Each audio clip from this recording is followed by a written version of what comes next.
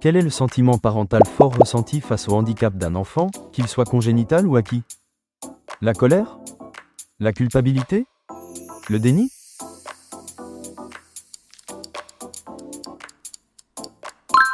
Les parents peuvent se sentir responsables du handicap de leur enfant et éprouver un fort sentiment de culpabilité.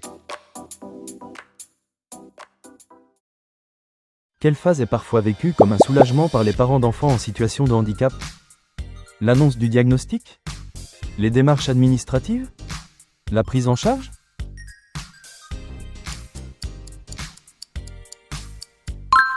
L'annonce du diagnostic peut être vécue comme un soulagement car savoir devient une délivrance et permet aux parents de se mettre en action. Quel est le rôle essentiel du professionnel de la petite enfance auprès des familles d'enfants handicapés? Établissement du diagnostic? Prescription de soins? Soutien à la parentalité?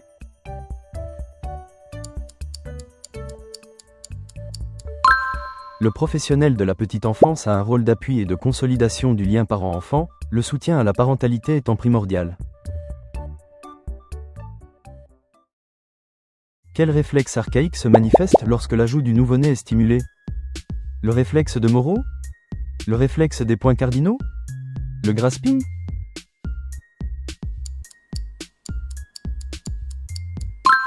Le réflexe des points cardinaux fait tourner la tête du bébé vers la stimulation de sa joue pour mettre à la bouche. Quel test sanguin est réalisé à 3 jours de vie pour dépister certaines maladies rares? Le test de Moreau? Le test de Guthrie?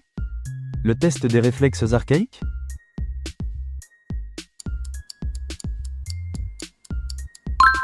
Le test de Guthrie permet de dépister 5 maladies rares et graves dont l'hypothyroïdie congénitale et la mucoviscidose. Vers quel organisme les parents doivent-ils s'orienter quand le diagnostic de handicap est posé? Le CAMSP? L'IME? La MDPH?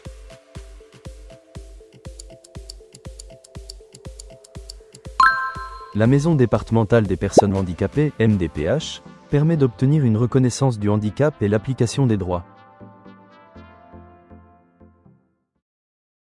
Quel document définit les besoins et solutions pour la scolarisation d'un enfant en situation de handicap? Le CNED?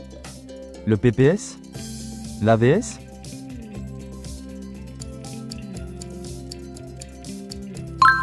Le projet personnalisé de scolarisation, PPS, définit clairement les besoins de l'enfant et nomme les solutions à y apporter. Quelle structure accompagne les familles dans le dépistage des handicaps pour les enfants de moins de 6 ans? Le CAMSP? Le CESAD? L'IME?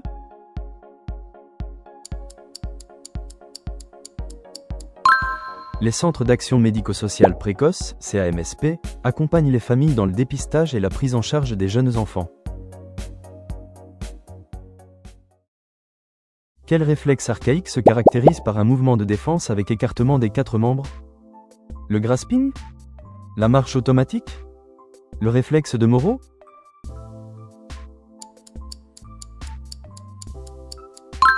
Le réflexe de Moreau est un réflexe de défense où le nouveau-né écarte brusquement ses membres puis les ramène vers l'intérieur. Quelle structure accueille les enfants de 3 à 14 ans présentant une déficience intellectuelle? L'IMP? L'ITEP? L'IEM?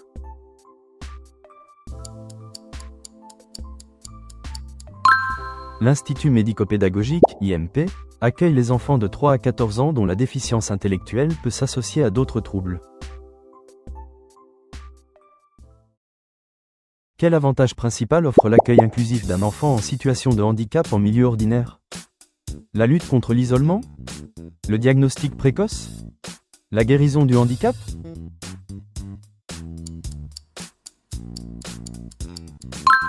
L'accueil inclusif permet de lutter contre l'isolement des familles et favorise les échanges entre enfants, sans jugement à cet âge. Quelle structure accompagne les enfants de 0 à 20 ans à domicile tout en maintenant leur vie familiale? L'IME? L'ULIS? Le CESAD?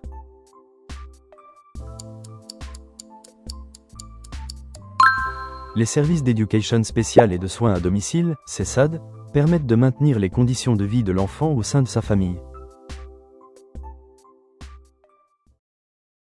Quel institut accueille les enfants ayant des troubles du comportement mais des potentialités intellectuelles préservées? L'ITEP? L'IEM? L'IMPRO?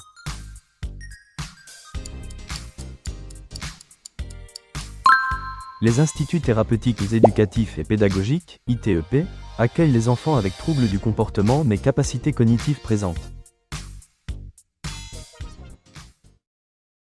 Que signifie la présence des réflexes archaïques à la naissance? Un retard de développement? Un bon développement neurologique? Un handicap congénital?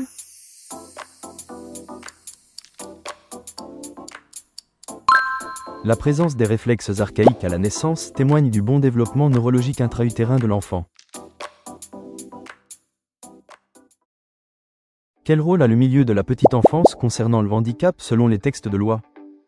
Diagnostic officiel? Traitement médical? Repérage précoce des dysfonctionnements?